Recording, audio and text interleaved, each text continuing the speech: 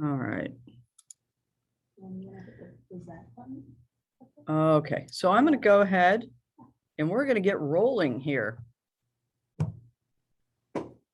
So I want to introduce myself. I guess I should do that. I introduced Kara, and actually Wendy has just spoken up here. Wendy, introduce yourself real quick, if you would.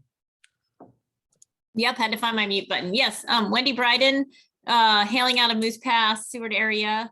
I am Alaska's first senior mentor. Basically, that means that I am a contract employee with First, and my job is to help you guys in any way you can.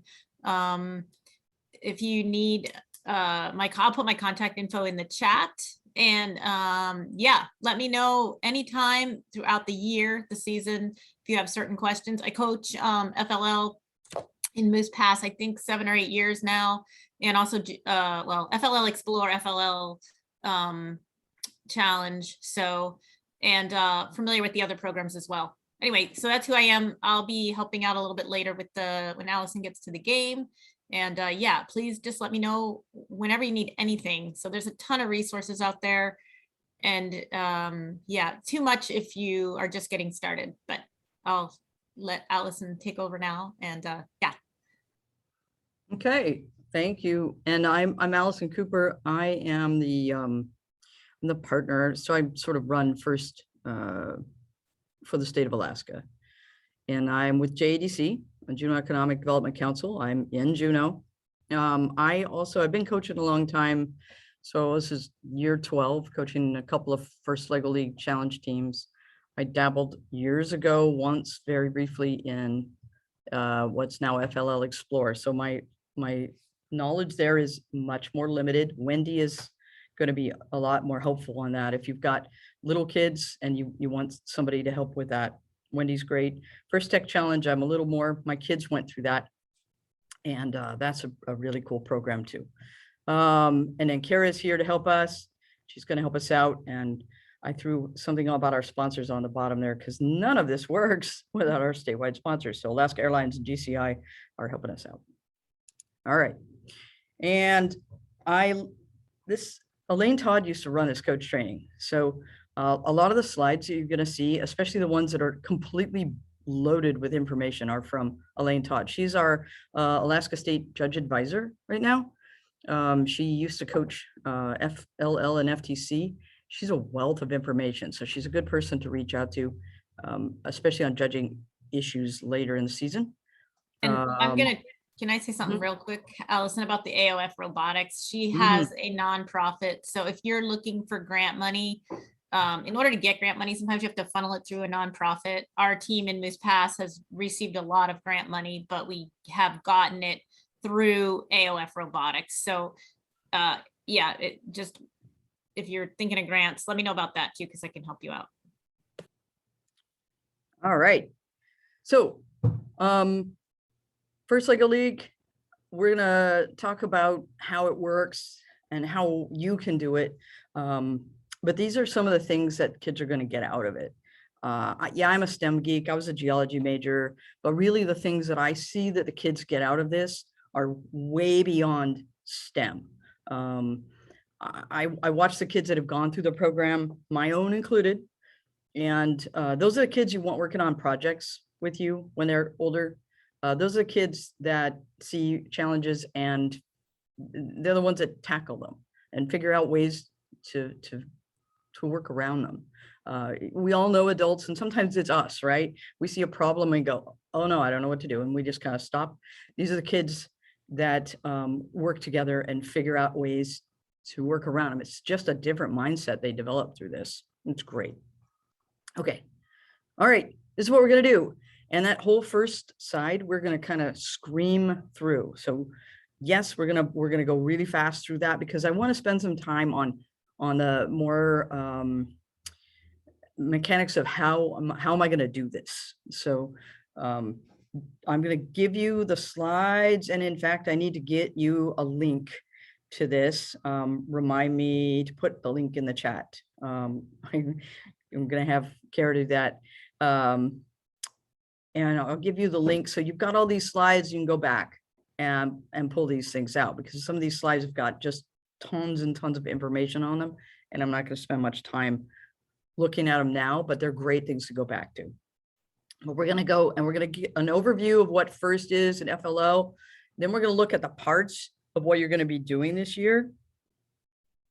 I'm going to step back quickly. The one thing we are going to look at a little longer is tournaments and figure out what is a tournament like. So we'll look at that. And then we're going to look at the resources that FIRST has put out recently. And we're going to figure out how you can use those resources to run your meetings. It's a little different than when I started. When Wendy and I have, we've been doing it a long time, but the resources have come a long way. And then we're going to stop at the last half hour is to plan and actually look at this year's game. So in order to do that, I'm going to have to move along. So if I get bogged down, Kara and Wendy, please poke me along. Okay, FIRST, that's it. What you are about to see, there's a lot, but it doesn't have to be a lot. There's a lot of information available, and take from it what you want. The bottom line is, can you grab me one of those robots? Yeah. The bottom line is, all you really, really have to take to a tournament is a robot. Your kids have to have a robot they can build, and they can do this in not very long. They have to build a robot and program something that it's going to be able to do. They're going to go up to the table. They're going to have 2.5 minutes to try to make this thing score something. And if they go up to the table and they have nothing, then that will be a bad experience. Otherwise, they can make a good experience out of having this and just very, very little programmed. It'll be okay. Everything beyond that is just to make it a better experience for them. Okay. So there's lots and lots of great ideas on here. But when you get overwhelmed, which I think we all do at some point, just step back and go, wait, all I really have to have is a robot and something for the kids to run during that 2.5 minute time. Okay. Everything beyond that is just to make it better. All right. A little background. This guy, Dean Kamen, invented the Segway and a whole bunch of other things. But FIRST is what he's going to be known for 50 years from now. And this is the idea: transform the culture. Instead of making sports guys and movie stars, the people that the kids are fixated on, let's make them be really jazzed about technology and engineering and science. And let's make it really cool and fun. And he's done that with FIRST. It was a little teeny tiny thing, started in '92. It's not so little teeny tiny now. 679,000 students worldwide in 110 plus countries. Oh, yeah. This was 2 years ago. Last year we're not talking about last year. Lots and lots of volunteers, lots of events, lots of scholarships. My daughter got to get a little bit from one of those. Really, really great program. Worldwide, good stuff. This is what it looks like in Alaska. When I say we have teams everywhere, we have teams everywhere. North Slope, I love having a team out on ADAC. We used to have some more in the Aleutians. We got to work on that. But that's what it looked like a couple of years ago. Okay, here's what we have. We have FIRST LEGO League. Little tiny folks to age 14 in the US. FIRST Tech Challenge, 7th to 12th graders. Here it's usually our high schoolers. And then FIRST Robotics Competition, we have one team in Alaska for that. It's based in Anchorage, but they have team members all over the state. For FIRST LEGO League, 3 divisions. One is kind of a school-based little pre-K, first grade thing. So we deal with Explore, which are the little guys. It's just 2nd to 4th grade. It's really for us kindergarten to 4th. And then we have you guys, 4th to 8th graders, FIRST LEGO League Challenge. And that's what we're going to talk about. Okay. 9 to 14-year-olds, maximum of 10 members per team. So that's a hard number. 10 is a solid top. You must have 2 adult coaches, mentors. You have to have 2 registered in the system. I get it. There are some schools, it's 1 teacher out there. That's okay. 2 adults need to be in the loop and know what's going on and be involved in some manner there. We don't want an adult with a bunch of kids out doing something. If you are a teacher in a school someplace, that's okay. You need to have another adult like with your district or something like that, that knows you're doing this and is in the loop and is getting the emails and things like that.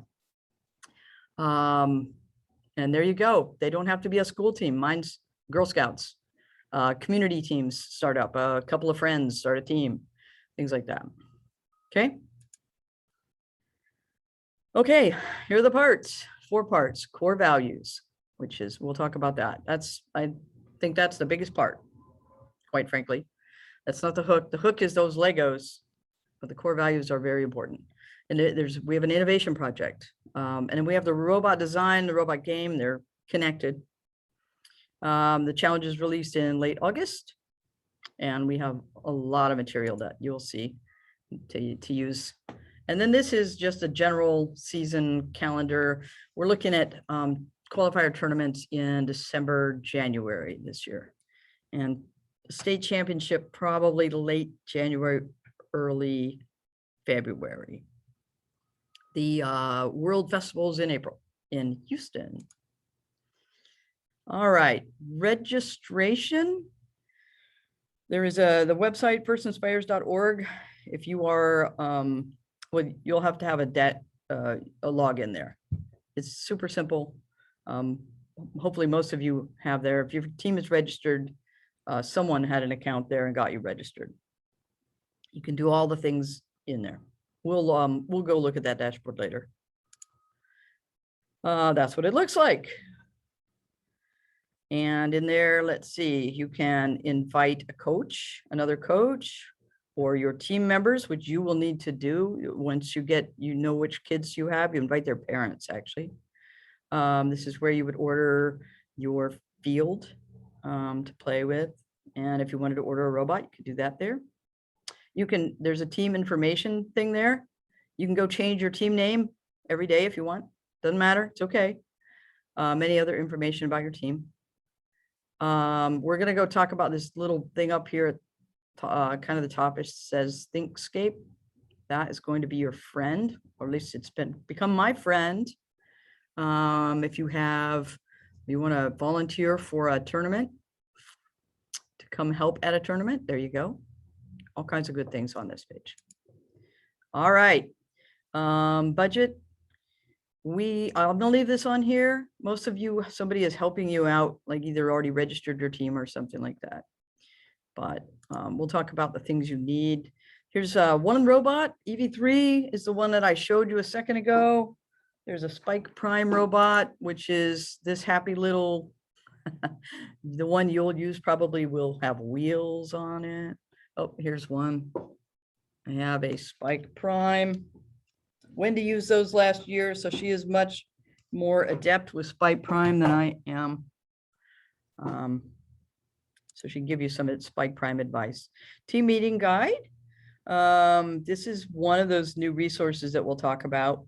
But as far as team meetings go, every team is different. You meet however it works for you and wherever it works for you. I meet and have for years and years and years, once a week for 2 hours. That's it. I don't increase my amount of practice time when we get close. That's just how it is. Some teams meet shorter periods of time more frequently. Some teams meet a lot more often. Some teams increase the amount when it gets closer. It really depends on you and what works for you and what works for your kids. And where you meet, same thing. It used to be in my living room until COVID hit. It just a lot of garages if it's a home kind of team, the school for school teams, whatever works for you. The engineering notebook is another resource. It goes with the team meeting guide. It walks you through it. One thing that we find as a team, I do, I know other teams do, we get to the judging sessions and we're trying to explain why we, and I say we is always the kids, we. We get in there and we're trying to explain how we came up with a certain robot design or why we chose this project topic. And they don't really have any good documentation of any of that. And it's hard to explain. So engineering notebook is a tool that FIRST has come out with to really try to help the kids kind of track things. Goes with the team meeting guide. Okay, let's talk about tournaments. Because what you're doing is you're going to get your kids and you're going to work together for the next however many weeks until your tournament. But you're all doing it in preparation for this tournament. So let's see what you're getting ready for. What's the end goal here? So a tournament that we have, an in-person tournament, and we'll have some remote tournaments too, because some of you guys are in places where it's kind of ridiculously expensive to fly your kids to a place with a in-person tournament. And years ago, long before COVID, we started doing, we called them virtual tournaments. And I'm not entirely certain how we're going to run those this year. We had to run them differently last year. Anyway, we'll get back to that. But a regular in-person tournament, what happens is we all gather at a school, or in Juneau, it's a Centennial Hall. It's the big community building here. 8 o'clock in the morning is typically the start. 8 a.m. we arrive. The kids, each team will have one table, like a Costco size table, and they'll set up shop, if you will. That's where they camp for the day. They'll have their laptop, they'll have their robot, they may have some kind of display about their innovation project or not. They'll have, their stuff, their coats and whatever, they're maybe tucked behind their table, snacks, whatever they're going to need for the day.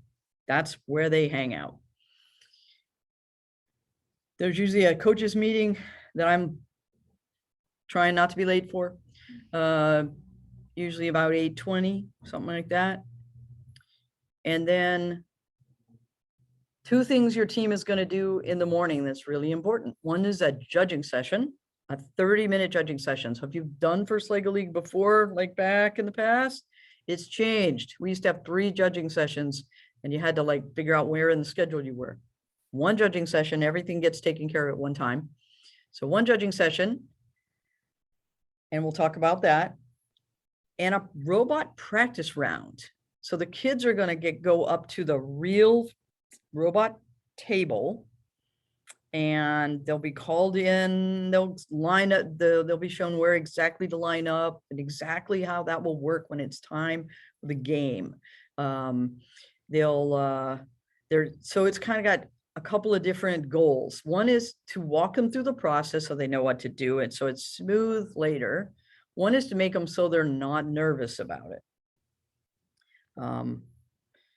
And so they're gonna go through the process. So the process has them going to the table. It has them getting all set up. Couple of things they do there right at the tables. They are the kids. They, not me, they are responsible for looking the table over really well and making sure it's set up properly. So they have to know the table good. They look it over good, and they kind of give a thumbs up that the table's good. If something's not right, they need to tell the ref, and then the ref can get that fixed. But before the match starts, they are responsible for making sure that the table's right. Then the ref is going to ask them if they're set. Now okay, so this year there's an inspection also. So they're going to take all of their stuff that they brought with them, their robot, their inspection pieces. They're going to stick it in the inspection area, and that's part of the game. And we'll try to talk about that when we hit the game. But they'll put that in there, and the ref will look at the robot and parts and make sure the inspection is good. Then they're going to set their robot up for their round. And when they're ready, the ref's going to ask them, are you ready? They'll give a thumbs up. That's up to them. They shouldn't give the thumbs up until they're really ready. Like the robot's running and they're ready for the 3, 2, 1, Lego. When they're ready, ref, you ready? And they'll look at both sides. You can see in this picture, there's two sides to the table. Two teams are running at the same time. There's always one model that sort of interacts with the other table. But if he'll look at, and he'll ask both tables, both teams, are you ready? Yes. You ready? Yes. Okay. 3, 2, 1, Lego. That 2.5 minutes starts. The kids have 2.5 minutes to score as many points as they can.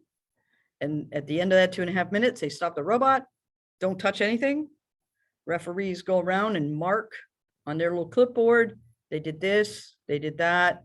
They're just marking the condition of everything on the table. Then they'll go through that with the kids. The kids will sign off on that. If they don't agree, they talk with the ref right there. That's where everything's resolved, is right then, not later, but right then. And then they'll sign off that they're good. And that's how that works. So they're going to walk the kids through that process so that they're, comfortable with how that works. The kids are also going to be nervous. This is the big thing they've been getting ready for. So running through this practice match gets them through the jitters there a little bit.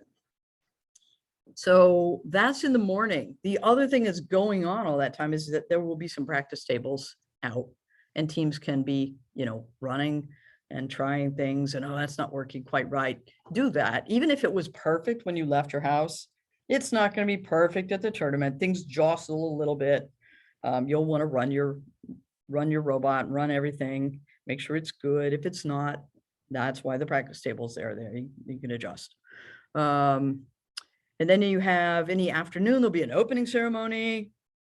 We run the official rounds. You'll have 3 opportunities for your kids to score as many points as they can in 2.5 minutes.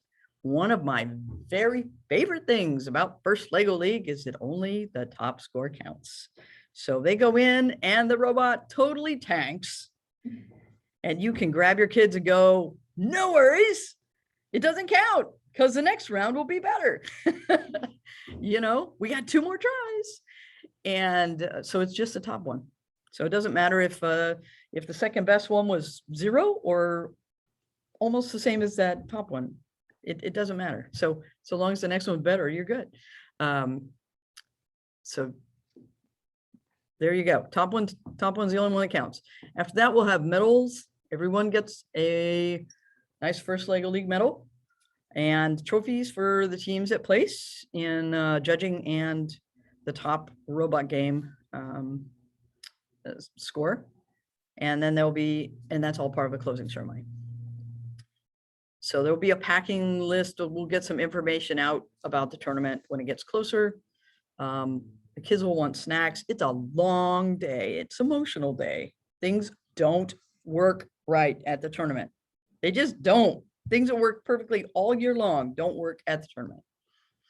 It's one of the things kids learn. They figure out how to deal with adversity and work around it. And I've seen some amazing character built at the tournament.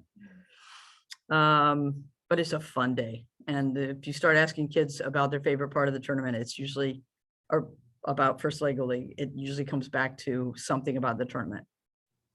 So, but yeah, don't drop the robot. First tournament I went to, someone dropped the robot. It was a bad thing. Okay, this is what a judging session looks like. So when they go into the judging room, they're going to have 2 minutes just to introduce themselves to the judges. It can be simple, it can be flashy, whatever. It's their opportunity to connect with the judges a little bit. I suspect that the Moose Bots 2.0 will come in with their moose hats. My teams tend to come in and they introduce their, my name is Mary, my name is Sally, my name is, I don't think I've ever had a Mary or a Sally. Anyway, they introduce themselves and then they say, and we are the extra tough girls or whatever. Whatever seems to work for you. Team cheers, those are fun, things like that. They want to make it fun, Innovation project, we'll talk about what that is, but they'll have 5 minutes to present their innovation project, their solution. Then they'll have 5 minutes that the judges are going to ask questions about that because they want to clarify. They want to make sure they really understand what exactly the kids are trying to communicate to them. What was the problem the kids solved? What is the solution they came up with? And make sure they really understand all the work that the kids put into that. Robot design, your kids are going to explain why they built the robot they did, what their robot's got, what features it has, how they programmed it, what their strategy was on the table, those sorts of things. There's no requirement that you have your kids talk for 5 minutes. Innovation project, it's a 5-minute cap, and that typically kids are pushing that one.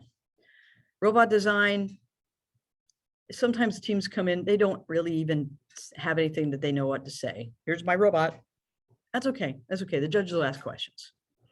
Don't stress. Don't stress. Core values, the judges are going to ask them questions and try to understand how their team works together and a bunch of other things. So we'll talk about core values in a minute too. And then at the end, 5 minutes, the judges are going to give their team some feedback. This is what we really liked about your team. These are some things that we thought were really cool. Here's some things you could think about. Okay. The idea behind a judging session, besides getting a feel for what teams might deserve some awards, I think in a bigger, broader sense, we want to have the teams feel like the judges were listening to them and really were interested in what they had to say and what they did that year, all the effort they put in. And then we want them to walk away with a really good feel for, a sense of accomplishment for what they did.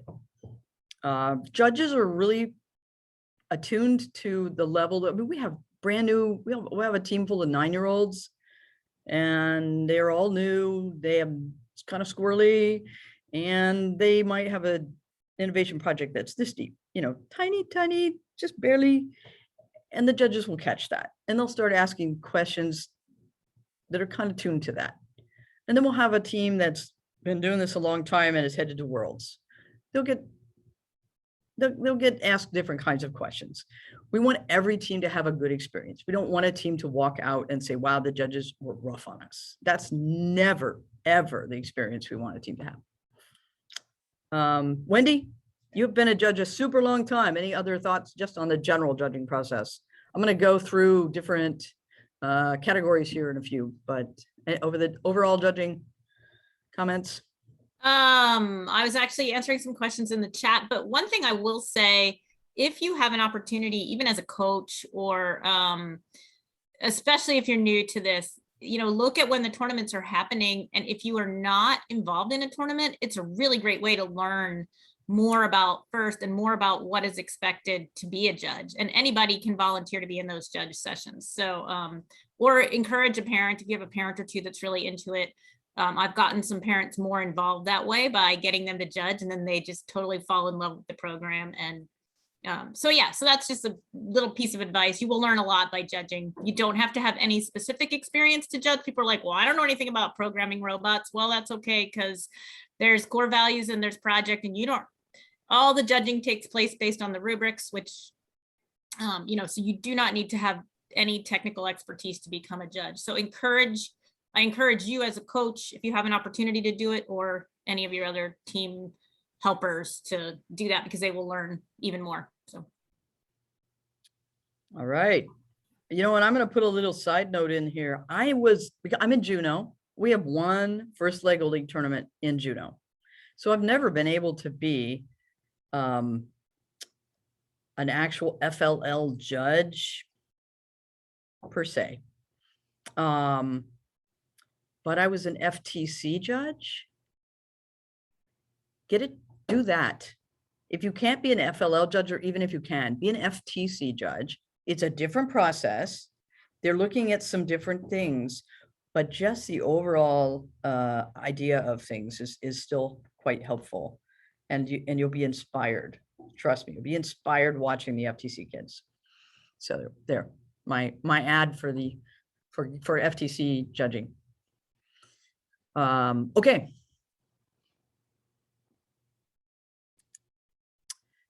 All right, core values. I would say this is my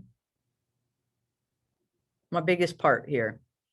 The way I see it and the way I do it with my teams, if I have a team and they have the best robot they've ever had, any of my teams have ever had, it scores fantastically. They have this awesome innovation project and they squabble all season long. That is not a good season. That just isn't. Core values are really the way we do everything in first. And I know that core values are a phrase that's used all kinds of places, but I've never seen it really lived out quite the same way as first does. I'm going to throw out an example.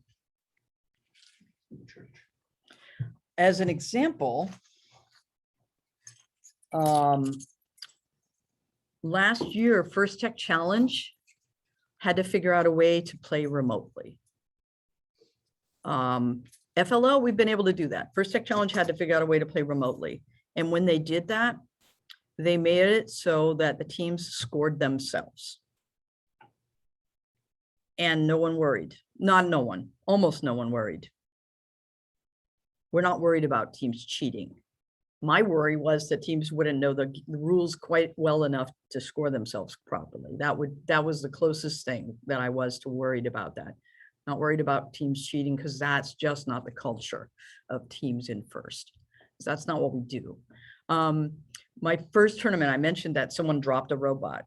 A team came out to the tournament, dropped the robot. It shattered in 15 million pieces all over Centennial Hall. And teams scattered and started picking up pieces, trying to help them get that robot put back together. Because it's no fun to play and win against a team that couldn't play, right? So the idea is that we want to do well. We want to do well, right? Nobody goes to the tournament to lose it. No one goes to the tournament and says, I hope my score is really bad. That's not the plan.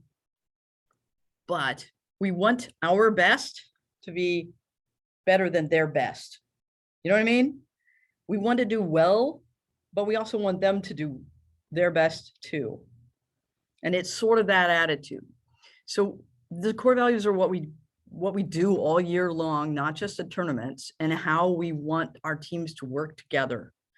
And so these are the things we have. So if we get to the end of the season, my yardstick, if you will, of a good season for my teams is we get to the end of the season and my kids and I are all like, well, next year we're going to do this. We had so much fun. We want to do it again, Okay. All right. Well, next year, if we all want to do it next year, that was a good season. Score. We win. That was good. So core values, that's what we're going to do. So these are the core values that we have. We also talk about a term called, and you're going to see it all the time, gracious professionalism. Gracious professionalism, there are definitions. The First Tech Challenge kickoff we just had, the 10 of the top kids in the whole First Tech Challenge got up there in the kickoff video, and they all talked about what gracious professionalism is to them. But it has to do with, doing your best, being professional, doing your best, but also treating everyone else with respect, the other teams, your team members, etc. And then cooperation, which my teams always call Coopertition, and I have a lot of difficulty pulling them back out of that. But cooperation, where you're cooperating with other, it's very obvious in FTC when teams actually work together against other teams, but you're working together with other folks, and you're also competing. Okay. Core values. So there's going to be there's a core values award. There's lots of things that the judges are looking for. They're going to have 3 minutes to talk with you about core values, but they're watching those core values all during that judging session. And actually at the robot table, there's a mark on the score sheet where they're going to mark you this year on gracious professionalism. So they're watching how your teams work together. Your teams support each other, cheer each other on. You want your team to just have fun with each other and have a lot of camaraderie, and that's what you're after. Okay. So here's the thing. In the judging sessions, there's nothing that you won't know ahead of time that your judges are looking for. Everything is spelled out. There's a rubric for everything you're being judged for, and you want to go look at it. I didn't know that for several years as a coach. I'm telling you the secret now. Go look at the rubric. So go look at the rubric, show your kids the rubric, and go back and look at the rubric a few times through the year and have them rate themselves. How are we doing in this? How are we doing in this? You want the judges to not be able to even consider marking you anything other than accomplished or higher in these. And so have your kids looking at these things, put themselves in the shoes of a judge. And how are we doing in this? All right. Lots and lots and lots of ideas, which I'm going to buzz through. This, by the way, these guys won there isn't a Gracious Professionalism Award now, but they won Gracious Professionalism at the World Festival, okay? So there we go. These are the experts on core values, sharing their ideas. Lots and lots and lots of ideas. Oh, by the way, judges will be roving around the pit where those tables are, where your team has tables, and asking questions. The first time the judges showed up out there to ask questions, my team did not handle it well. They didn't know why those guys were bothering them. They were working really hard on trying to get something to work. So when a group of adults shows up with clipboards hanging around and asking questions, tell your kids they might be judges. Just come on, play along. Okay, the innovation project. That is a very significant part of what you're going to do in First Lego League. So every year, there's a different theme. This theme for the year with the shake a latte, how did she call it? What did they call it? I guess it's shake a latte. Anyway. Shake a latte. There you go. This was the Brickmasters, one of their innovation projects. It looks, I'm guessing Trash Trek here. Trash check, yeah. And so the idea is, whatever the theme is that year, they come up with a little bit more specific direction on what your innovation project is. So like the Trash Trek year had to do with trash. And then there was a little bit more specific guidance on what the innovation project itself needed to be. And then they came up with a problem that they needed to solve. You know, what they identified a specific problem they wanted to solve. Then their innovative solution was this. And then they figured out how they were going to share it. And they shared it with people, and then they shared it with the judges. You're going to do the same thing this year. Your team needs to figure out how they can improve the transportation of products. So I'm thinking we live in Alaska. Who has more trouble with the transportation of products than we do? I think we should have the best projects of any place, you know, at least in the US. I can't wait to see what they are. So we need to identify a problem and then create design an innovative solution. So create or improve a piece of equipment, a technology, a method of transportation, something like that to solve our specific problem. And we're going to identify a problem, research it. That's where my team tends to be a little on the sketchy side. Design a solution, share the solution with others, and prepare a 5-minute presentation. So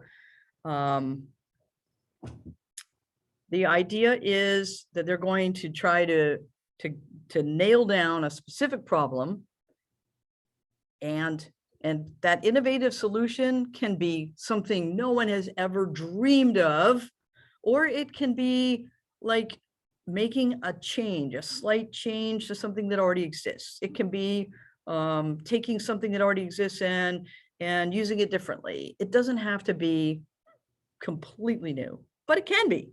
It can be, you know, earth-shakingly complicated or really simple. It can be, you know, use your imagination. And it doesn't have to be something that could be implemented tomorrow. You know, the idea is let them use their imagination. Let them come up with something. Kids, some of these innovation projects, it's been really surprising. My husband, every once in a while, he's the YouTube guy. He gets on there and watches, but he'll show up like, hey, does this look familiar? And it'll be something that is awfully similar to one of the innovation projects one of my teams had a few years ago for something. These kids can come up with all kinds of things. So let them do it. My guidance on this is you want them to be crystal clear on what their problem is and what their solution is among themselves as well. I've run into that where they weren't all on the same exact page. And if they can't communicate it super clear to you and to each other, they're definitely not going to be able to communicate it really clearly to a judge. So it's a process that you want them to go through, because not only are they going to come up with it, they're going to iterate on it. They're going to share it, try to get some feedback, see if you can improve it, and go through that process. Wendy, you're way better with the project. What else you have here?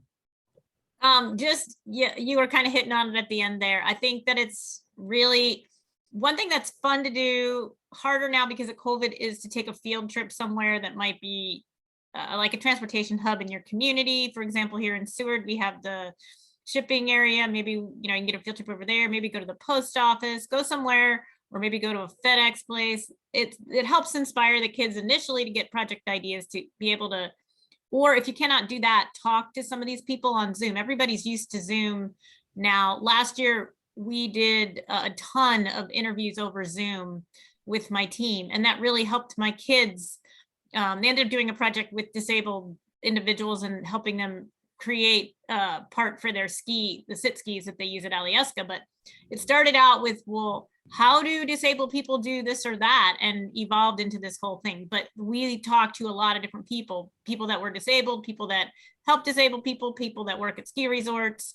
In the age of Zoom, it's really easy to, call somebody on the phone ahead of time as a coach and say, hey, would you be willing to talk to these kids for 20 minutes or half an hour on Zoom? The kids go into it with a list of questions and get a lot out of it.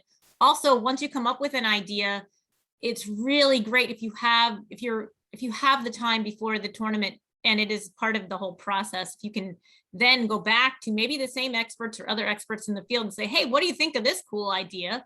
And they can, tell you, ooh, that's really good. Or you might want to think about, like my kids were working on a blanket for disabled skis. Well, okay, some people that have circulation problems. Anyway, the experts can then help you out with what is good or bad about your project. And that's all part of the iterative process that Allison's talking about. And the more of that you can show, the better your kids will do in a judging area, and it just improves what you've gotten. And then the really cool thing, when I first learned about First Lego League, and I realized that sometimes some of these teams actually get patents out of their projects. It just floored me, but it does happen.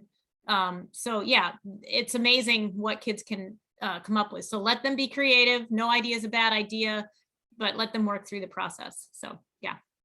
So the presentation part of that is the part that mine get off on. Mine are really great at coming up with a solution and the presentation. So your presentation can be anything. The idea is to clearly communicate to the judges what your solution is. It's okay, so I have Girl Scouts. It tends to somehow involve a skid, usually. In the case of what you're seeing there, it has Legos. That's unusual. It usually doesn't have anything to do with Legos. Building a prototype of some kind is great. A visual for the judges to be able to see is awesome.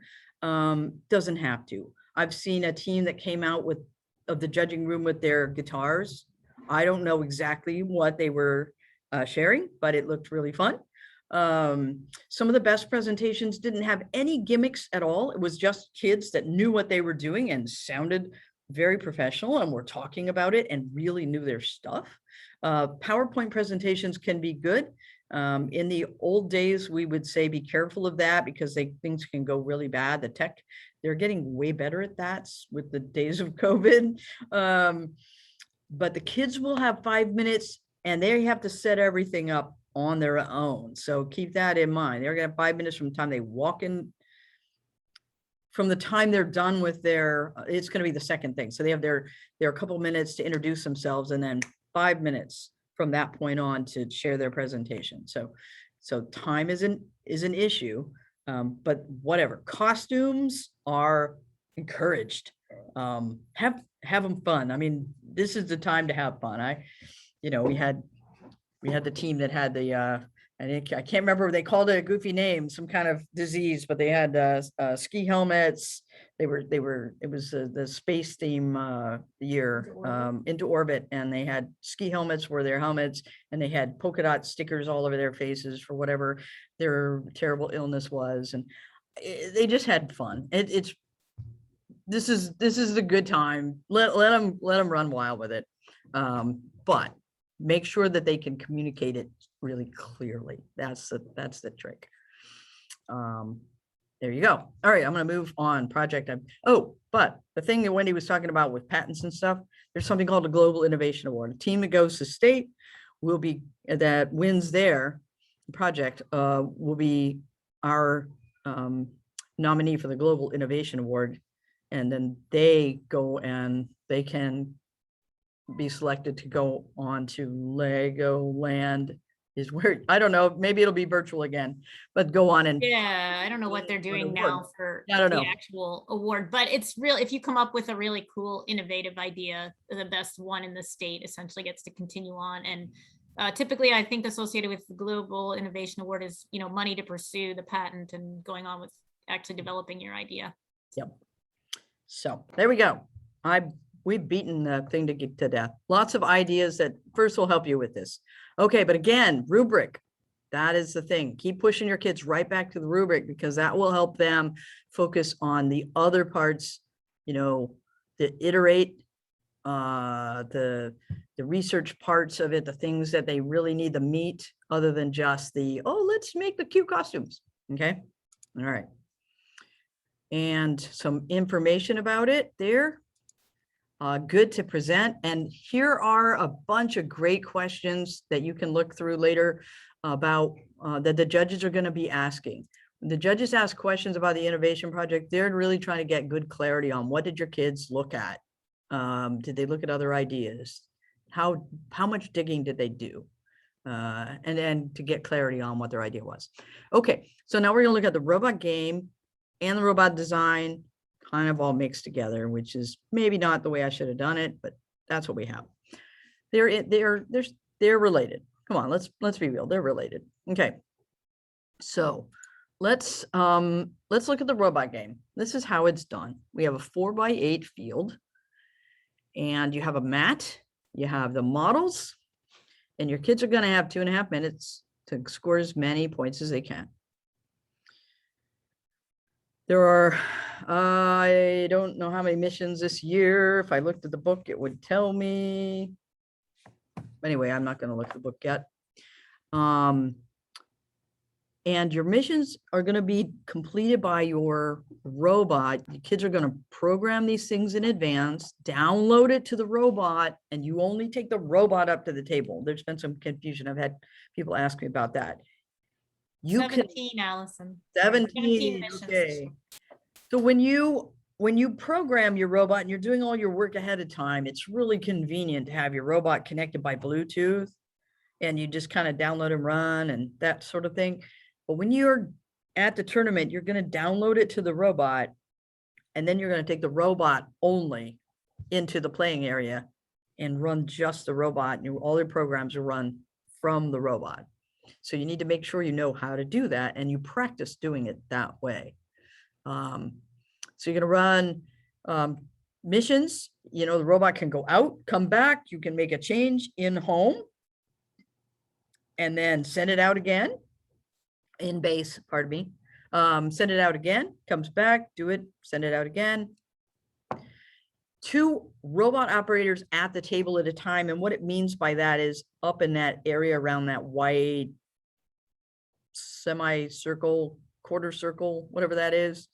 The rest of your kids are going to be lined up along the side of the table, step back just a little cheering loudly and excitedly and enthusiastically for their team. Okay. And maybe even for the team on the other side. Because we want them to all be having fun and engaged. And, oh my goodness, no way. There's a rubric. Look at that. There's a rubric for your robot design judging. So you don't have to make that up.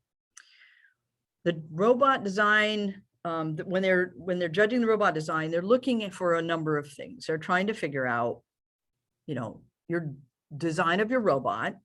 How did the kids come up with that? They're going to be asking about that. There are a number of designs on the internet. I'll be honest, my kids, I'm trying to think, did my team ever come up with something completely entirely from scratch? I don't think so. They usually start with something and then they make changes to it. And sometimes they're very minimal changes and sometimes they're rather significant, and sometimes those significant changes don't actually help, in my opinion, but whatever. They're kids and it's their robot. And that's very acceptable to use an existing design. Just acknowledge that when you go into a judging session, you're not going to be docked points at all. And if you're a beginning team, it's a great way to start. And I agree with Allison. Most years, my kids have taken something that's out there, started with that, and work from that. You don't have a lot of time. It's a great way to start, to give them a couple options. Hey, here's some already pre-planned design options. Maybe start with one of them and let them pick which one possibly. On the JEDC website, so if you go to the JEDC website, and I'll show you those resources here a little bit later, but on there we have some links to some places that are kind of my go-tos for finding robot designs. Like, we're going to be in that mode here in a few weeks. We're not there yet, but we will be, and we'll be looking for robot design, and I'll send them to those exact links. But anyway, so they're looking for robot design. They're looking at your programming. So your kids are going to want to come in to the judging. When they come into the judging, they're going to want to bring with them everything that they have for their innovation project, props, a prototype if they have something like that. Maybe they have a tri-fold board. We tend to do a lot of those. If they have a PowerPoint or something they wanted to show the judges on their innovation project, they'll bring that. They're going to want to bring their robot. They're going to bring the laptop that they have their programs on. They may want to print out programs. And all these things that Allison's talking about, nothing really is required, but it all, whatever works for your team. And I guess I shouldn't say that fully. Your robot is required probably, and a way to show your programming. But even that, you can talk through it. So, don't be overwhelmed again, but all of those are good ways to show what you've done. And we'll try to send you a kind of a checklist. And Wendy will try to remind me. Last year, we didn't really need to do it as much because it was remote. Although I did find that in the middle of the judging session, my kids went, "Oh, I don't have the robot." And they had to run in the other room and grab a robot. Like, really? So judging for the robot design, it's a thing. Let's see. Okay. I think we're good there. Can I say one quick thing to you, Yep. Allison, about judging and about, especially in the last couple of years, the rubrics have been redesigned. If you're new to this, it doesn't matter. But one thing that's being stressed more now than it was in the past, actually two things. One is teamwork, showing how everybody on your team was involved in all parts of everything you're doing, essentially. And two, the process. They're continuing to stress this whole iterative design process, and you'll see it in the notebook. You'll see, but basically how the kids come up with an idea, they try it out, they test it, it doesn't work, so they go back and they improve upon it. And so not just showing up in a judging room with a final robot, but Allison alluded to this earlier. If the kids can explain how they got to that process or what failures they had that then led them to change things and make them better, sharing all that when you get to judging it's important if you can. And if you start looking at the rubrics, you'll see that reflected in the rubrics. So. Yep. Excellent point. But again, if they get in there and they get blank, It's okay. It's okay. Also, the judges will, the judges are like friendly, nice people. So, you know, if the kids show up in the room and they're holding a robot in their hands and they don't know what to say, the judges will know how to lead them through a judging session. So again, if you're a new team and you don't know how to prepare, or you're not totally prepared, the judges will ask the questions they need to get to the answers they need to fill in the rubrics. So, you know, tell the kids not to freak out, enjoy being with the judges. The judges are there to have a good time and learn from the kids and figure out what the kids did that season. And again, they'll figure out if information is not shared from the kids, the judges will ask the right questions to get what they need. You know, and I'm going to throw one out that the judges can't fix, that you as a coach, you work on this one. Help your kids to develop the ability to take turns somehow well in a judging session, so they're all getting a chance to speak. Some of your kids are big and bold and they're the leaders and they tend to get up there and talk, or they're the expert on a certain thing, like the kid that really built the robot, knows it well, and he's excited and he's in there, or the, you know, or the maybe the girl that programmed and that was her thing. And someone who's really very excited to talk about it you may need to convince them to kind of back off a little bit and let their quiet teammates still talk. And the judges won't be able to control that part of it. So you may have to do a little work in advance to help your team members kind of share that load a little bit. The other things the judges are really pretty good at kind of eking out information, but sharing it, that's tough for judges to get that. So, all right. I think we can move on. Robot design, lots of ideas, tons of ideas, more ideas than you could possibly absorb. There's lots of resources. Oh, those 2 links at the bottom, if you need to go buy parts, there's some good ones. Any Lego piece is a fair game in First Lego League too. So, you know, you'll get the kits with the most common parts, but any piece that is a traditional or a actual Lego, with the exception of a couple little things like wind up motors and things like that, they're in the rules, but most any Lego piece is fair game on a robot. What we tend to do is we use, you know, the Lego kits we have the EV3 there. And a lot of you, if you've been doing it, or if you're like with a program that's been doing it, you probably have an EV3. If you're brand new, I think the only thing you can buy from the storefront right now is Spike Prime. That's the new one that's come out. The one on the far right there, the pink and blue and yellow one. And that's what you'll have that. But we also, anytime we have the old field, we then grab those parts and we use those, you know, to make attachments to our robot the next year, or a box to carry something, or an arm, or, you know, that kind of thing. So you'll just incorporate those things, or a jig to line up the robot to give it a good solid start. Some things that we want to keep in mind is, one is giving your robot a super good solid start. I finally, after about 3 years, banned eyeballing it because I could not convince my kids to just go in, it looks right. Well, you know, whatever. Yeah, it doesn't work. I've always had to work to really big spot.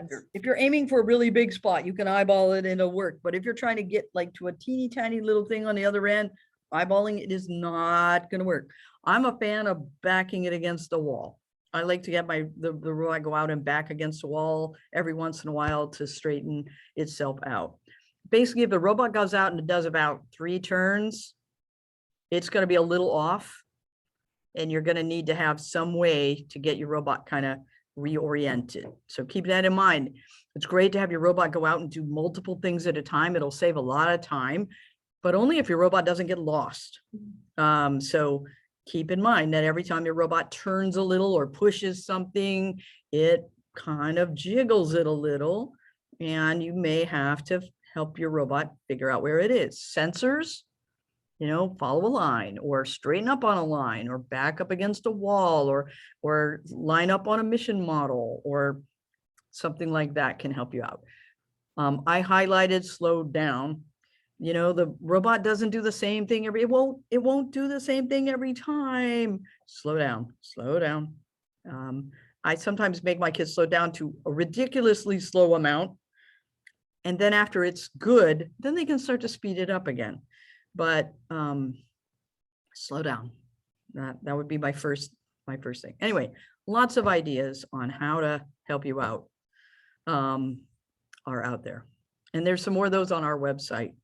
I tried to tag all the things that are kind of like my go-tos.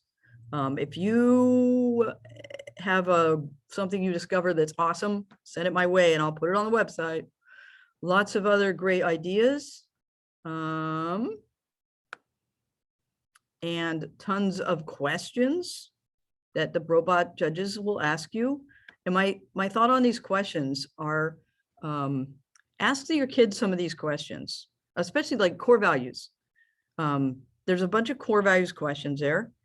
And I find that my kids, the judges will ask them a question like, okay, so this year they said, what was the hardest thing about this season? Neither of my teams said, well, we didn't get to meet in person until 3 weeks, 3 practices before the tournament. Neither of my teams said that.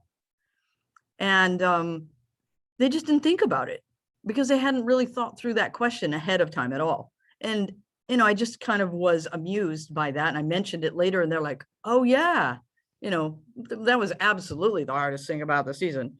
And they both thought that later when I mentioned something, but they hadn't thought about it. So any of these questions on that list, just run some questions by them and make them start thinking, because like, how do you use first core values outside of FLL? And they'll like stare, I don't know.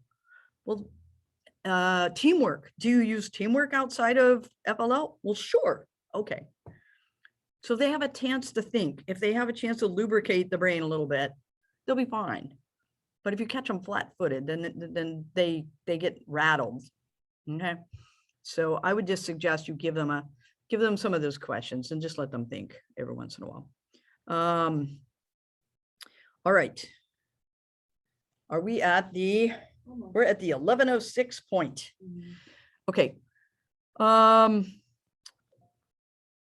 going to suggest we take a couple minutes to step away. I'm going to set up a field. We're not ready for it yet. We're going to go through these resources and talk a little bit about team meetings, and then we'll look at the field. But this will give us a chance. I'll stay on here and we can look at text messages or chats, not text, chats, messages, and I'll answer some questions. But we'll give you a chance to go get a cup of tea or something like that. Does that sound good? We just take a 5-minute break? 5? That help? All right, I'm gonna stop the share for a minute. All right. Okay, and I'll see you guys in 5 minutes. But if you have questions, I'll try to look at the chat. Make sure that Wendy hasn't misled anyone. Yeah, I'm sure she. Yeah. Basically the question in the chat was about tournaments and such. So I tried to be detailed there. Unfortunately, we would typically have tournament dates now, and as we know, we don't. So that's unfortunate due to COVID, but this is like the only year we wouldn't. Well, last year was also very weird. Yeah, normally those tournament dates are set up in the spring for the year after. In fact, when I started this, I took this job from Becca, and she had everything so wonderfully lined up.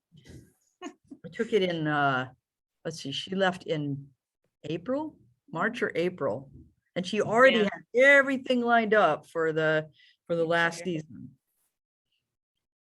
Yeah. And then it all, so, yeah, but it looks like exactly what Wendy said. I believe we're going to be good for the first and second Saturdays of December in Anchorage. ASD is I'm still working with ASD to try to nail it down, but they seem to think that that would be fine. They just weren't, when I was able to connect with them before, they just were like, we're not dealing with December yet. So, yeah, I'm gonna put myself on mute here and we're gonna go set up a table.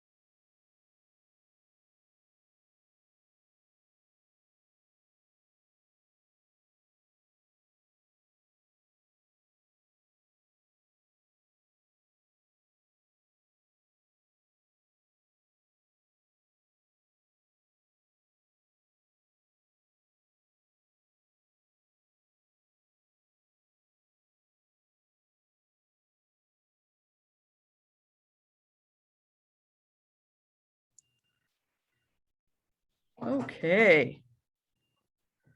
We will regather.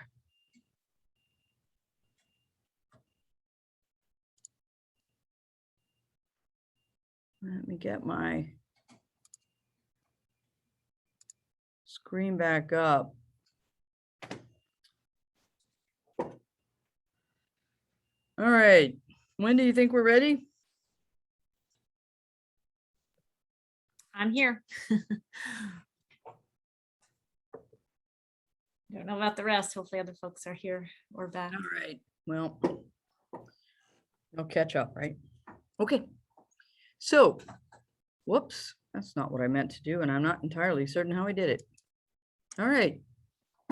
So we're going to talk now about what resources are available to you and how you can run your practices.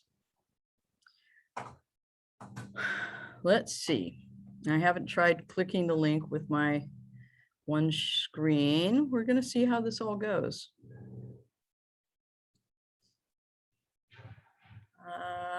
Okay. All right. So first is put out a lot of good resources. They've gotten a lot better back in the old days. Used to send us this cute little spiral bound notebook. We get all excited. Oh, look a key. It didn't have anything in it. It was useful. It was really pretty bad. And now there's a lot of really good stuff in on the website that's easy for everybody to get to. And then there's some stuff that's out there specifically for you coaches. So it's going to be really important for you to make sure you are in the system, in the First Inspires system, and you have access to your team so that you have access to ThinkScape so you can get to some of these resources. So we'll go to the first, I'm not going to click it. I may be able to get, all right, let me go to my next slide here and we'll see where I go. Hang on. Okay. So a lot of the stuff that's just regular game stuff. Here are the rules. Here's some of the stuff that you've already seen, the rubrics, the judging, that flow chart that you saw. Updates. There's an update that comes out occasionally. When it comes out, it's on Friday. Some years it's a lot of updates that come out relatively frequently. This year, apparently, they did a really good job putting the initial material out because the only update that has come out so far is the one that came out the day of the challenge release. So those are on the resource. Tournaments haven't started yet. I'm sorry? No, usually I said the tournaments haven't, when people figure out, hey, what about this? If the kids start asking questions and then they have to clarify rules, that's usually what often the updates are about. That's true. A lot of them are then. Sometimes they come out at tournament time. Yeah, there will be more than. Sometimes it starts coming right away when they find out that, like, hey, these models aren't working, or this keeps breaking, or, you know, yeah. So they could be about, they could be game related. So the way that the first, and we didn't really talk about this, we should. The way that the game works is if it doesn't say you can't do it a certain way, then you can. The robot game rule book lists the exact rules, and we'll see that rule book here, but it will tell you exactly what the condition is for your game, for your robot to score. And unless it tells you a specific way you have to do it, then you can do it any way you want. And when I say you, I mean your kids. And that's really always the case. As a coach, my job is to guide and point my kids and to help them when they come across a roadblock to kind of see solutions or see options. I don't try to solve their problems ever. I will ask them questions. To me, one of the coolest things I'm sorry? about FIRST, I was gonna say, one of the coolest things about FIRST is that it encourages the kids to develop problem solving skills, both in the robot and the project. And yeah, so that's one of the really wonderful things about the whole program, is that's the way it's set up. There is no, you have to do it this way. Here's what you're trying to get at. You figure out how to do it. So yeah. And I'll, you know, they're kids, right? So they'll look at something and say, I don't know how. And then their eyes will glaze over and they say, I don't know how. And I'll kind of look at it and I'll either ask them questions or, you know, depending on the kid, I might grab a couple of Lego parts and stick them together. I was thinking something like this. They won't be the exact Lego parts. Like I'll take a beam that's entirely too long and I'll stick it to something else. But I'm trying to give them a sort of an idea of the concept I'm thinking of, you know, just so that they can start to visualize what I'm thinking. Or another idea I'm just trying to guide them that way. I don't want to solve their problem. Last thing I want to do is solve their problem. I want them to solve their problem. I want to give them the idea that they can solve their problem. I want to help point them in the right direction. I want to find a resource for them if that's what needs to happen, but I don't want to solve their problem. So I ask them a lot of questions, and that's kind of how I operate. But getting back to it, I'm not entirely certain how you, so anyway, so the challenge update. So the way this works is if it doesn't say you can't, you can. So this is a great place for those kids that are always trying to figure out a way around the rules, right? And so you'll see those sometimes pop up in a game where some solution you would have never dreamed of will pop up, and some kid will come up with, could you do it this way? And usually the answer is, it doesn't say you can't. Every once in a while, it'll be something that like totally short circuits what first had in mind, and they'll come up with a clarification. So very, very rarely that will be the case. On this table, I don't see that happening, but that kind of thing could show up as an update. Sometimes they show up with an update to clarify something in the innovation project. I foresee something maybe coming up shortly because I'm seeing questions flying in another Facebook page. Actually, there's an FLL, and I think I have something on it later. FLL Facebook, FLL Challenge Share and Learn Facebook group.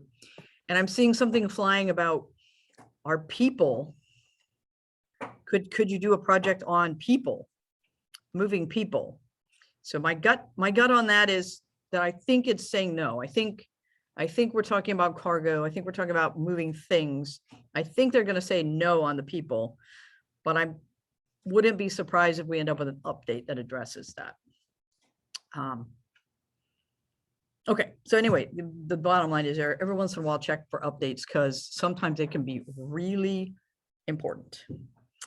The other thing is Inkscape, which you get to through your dashboard, and there's some really cool materials on there that are brand new this year. Some came out last year, and some are really good this year. All right, I'm gonna look because I cannot remember.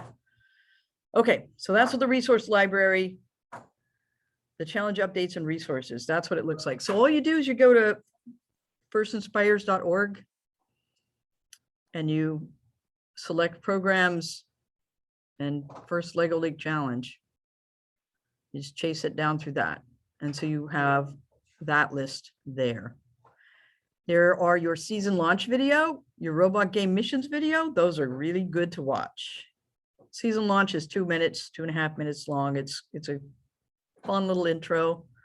Robot game missions video walks through every one of the missions, gives you a quick overview of them.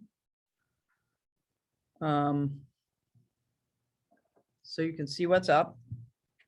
Always defer to, if you have a question on missions, the rule book, that red rule book that Allison was showing you is the ultimate definitive answer. Something you see in the video might help you understand a mission, but always use the wording in the rule book if you're unsure or if you need to clarify something. And there's also a place like an email address you can, if you have a question or your kids have a specific question you're not sure, there's a way that you can email a question straight into the rule clarifier people. Or you can also, I think Amanda's going to be our head ref this year. That's also, as we get closer to tournament time, Amanda is a great resource as to, my kids want to do this mission this way. I think it's okay. Can you clarify this for me? And she will answer an email, you know, a week or two before the tournament. So if you have something that, or whenever, if you have something you're just not sure about, ask questions. Don't wait till tournament day and, you know, have an unhappy experience. Yeah. You want to get all those things set up, figured out before the tournament. Surprises at the tournament are bad. That's my motto. Surprises at the tournament are bad. You want to build your mission models exactly like the ones that are going to be at the tournament because you want them to work the same way.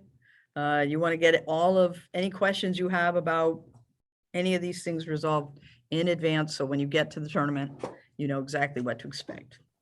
Or if Okay. you have a question and you're not sure who to direct it at, send it to me and I'll say, well, I think you should, this is what I think, but ask so-and-so. So I'm always available to help as a resource. And if I don't know the answer, I'll point you in the right direction. There you go. But like she said, the actual game text it's the update. The update will have precedence and the robot game rulebook will have next. The video has actually no authority. It's a great summary, but if there's anything in there that doesn't jibe exactly with the book, it's the book that matters. Okay. And the same thing as we go through it, if Kara and I and Wendy, if we misguide you here, we're sorry. Don't take our word for anything. We're trying to give you a quick summary, but absolutely, when you're trying to program missions and look at them, look at the exact text in the robot game rulebook. It's simple. They kept it really easy. They've made it as clear. They cannot make it clearer, I think, in the book. They're trying everything they can to make it so that your kids can look at it and answer their own questions. That's one of the questions I don't answer my kids. They always do this, right? Do yours do it too, Wendy? Does it count if I do this? Does this count? And I always say, okay, let's get the rule book out. And sometimes I have to help direct them to the right rule. Like, well, I don't know. Let's look it up. Let's see what it says. And then you open the book and you open to the rule for that mission and you say, okay, here it is in black and white. You tell me, or you read it and you decide. Oh yes, always. They want you to tell them, oh, is this right? Will this work? And again, just get them back to the rule book, get them start to take ownership with the rules. Yeah. All right. And I am, my timekeeper here is telling me in 5 minutes, we said we would go through the game. So I guess I better move along, huh? All right. So these are your main resources.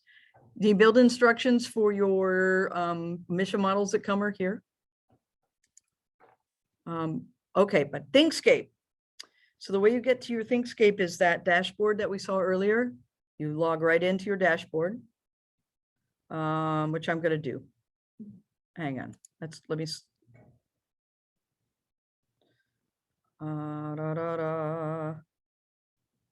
we have 5 minutes, maybe I'm not. Okay.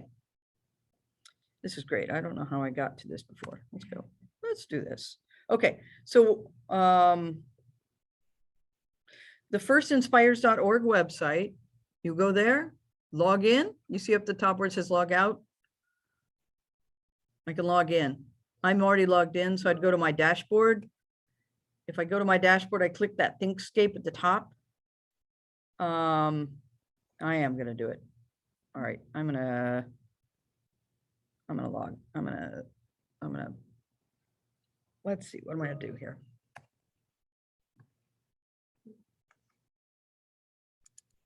I'm going to start going. I'm going rogue. Okay. So here is the resource library. You guys see that? Oh, you see my screen. Wendy, do you see that? Is resource library on there? Okay, good. All right. Yes, we see your screen. Okay, cool. So if I log in to ThinkScape, I'm just going to start doing this because I think this is more useful than anything else I'm going to do. I'm going to log in. This is my email address I use for first things. Be careful not to start mixing up your email addresses. First, we'll get very confused and it will cause headaches for you and me, mostly you. All right, here are my teams, by the way. I said I could change my team names. I can do it right there. Super easy. I can invite contacts. This is probably not the team I meant to be messing with right here. But there we go. I can invite team members and things like that there. Let's go back to my dashboard because really what I want to show you right now, there's invite contacts right there. I can invite team parents and then they'll sign up their kids. Saw it here first. Okay. Access ThinkScape. This is my new best friend on here.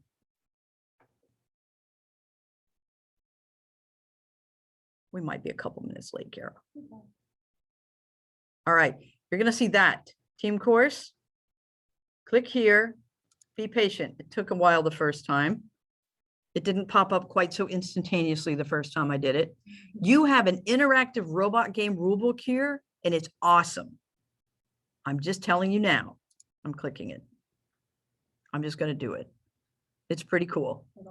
The way the robot game rulebook runs, the first part of it talks about the field setup. All right, so there's some very intro stuff. You should definitely look through it. It talks about the field setup, how to put your field together. We just did that. There are some models on there that have dual lock, that Velcro stuff. There are also a bunch of models that you don't put that Velcro stuff on, and it tells you exactly what to do with them all. Shows you how everything goes. You need to have your field set up exactly like the ones at the tournament, so that once again, no surprises. You want it to be just like the ones at the tournament. There are the missions overview. This is going to tell you every single mission and exactly what needs to happen in order for you to score. I'm going to click it. Hang on. So for instance, let's find a rule. Unload cargo plane.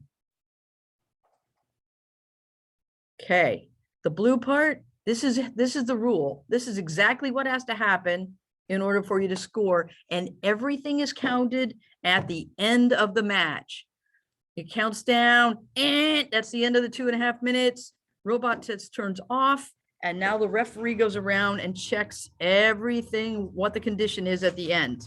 So if you do something and then it gets undone later by your robot running into it or something, that's a bummer because it no longer scores. So at the end of the match, they count everything.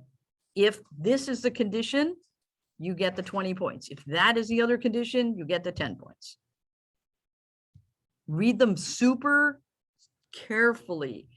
It also, like, if it says it has to be touching the mat, for instance, there are some missions sometimes where it says touching the mat. The thing has to be touching the mat. It can't be on something that's touching the mat. It has to be touching the mat. That was a problem last year. Got people in some trouble. Caused a surprise at the tournament. That was bad. If it says it has to be in or completely in, there's some descriptions about what that means in the robot rule part that's at the back of, let's go back one more. So there's a field setup part, the mission part, and then the rules. And these are just general rules of, you know, what can you bring to the table? What, like Wendy said, like any Lego part, what controllers can you use? You can use a Spike Prime. You can use an EV3. You can use the ancient RCX if you have one. Good luck. I've never been able to find a way to program it, etc. Okay, so that's the robot game rulebook. Play in there. It's really kind of fun. Get your kids to play in there. It's cool. Okay, back out of that. I'm going to go back to Thinkscape. There's a getting started, which I'm not going to play in a lot, but I will point out to you because it's pretty good. It has in here just some general good FLL stuff. Okay. And then this is all about this year. And this is where I think you can run your whole practice, all your practices from this year. Oh, here's some mission model building instructions. I swear there are like 12 ways to get to them this year. Here's one. Digital guidebooks are the digital copies of each of these. Some of these, like the robot game rulebook, is also in the thing we were on in the main website, not Thinkscape. Here's an interactive version of the engineering notebook that the kids can type in. You're going to get 2 hard copies, but you may want to give everybody a copy, or at least a digital copy. You can have it in different languages. Team meeting guide, etc. I happen to be a fan of, here's some individual session slides that walk you through each session. The team meeting guide has broken the season up into 12 different sessions, 2-hour sessions. You may not meet in 12 2-hour sessions, but the things that it walks through are the same. So you take a look at it and see if that will work for you. But I would take a look at this introduction. It's a PDF. Let me see. There's a PDF share here. Is that did the PDF, did the, PowerPoint just pop up? No, we still Nope. just see the individual session slides. Okay. Take a Okay. look at the introduction one there, because that is a really great coach introduction to this whole thing. What are all these things that we just talked about? This is the abbreviated version of how to do first Lego League, is in that quick introduction slide. Okay. All right. And those are the things in Thinkscape. Lots of great resources in Thinkscape. Did I miss anything that I really want to show you? Lots of good stuff. Lots of good stuff. All right. Any other? So I'll tell you what I'm doing right now. I've never used these tools. I did it my own way because I've been doing it for a really long time. This is the way I do it. This year, I'm trying to actually use these new materials. I just finished session 1. That's how far I am in the season. Hoo-hoo. I met with each of my teams one time. I like it. I like it. We did session 1. We watched the intro videos. We built a mission model, some mission models. We talked about those mission models and used the project sparks that are in the team meeting guide and in the engineering notebook to talk about some things that will push us in the right direction on the for the innovation project. And something else we did. But that's what comes to mind. Anyway, the things that were in there. And so take a good look at those things. And I think they may walk you right through the season. If it doesn't work great for you, that's fine. Tailor the daylights out of them or don't use them at all. But they're great tasks that need to kind of happen simultaneously in order for you to kind of get through the season. So, all right. Any other big questions here? And if not, we're going to launch into the game. I'm going to stop sharing. Any other questions that I can help you guys with right here? Go ahead and unmute if you have a question. Throw it out there. They're either polite or asleep.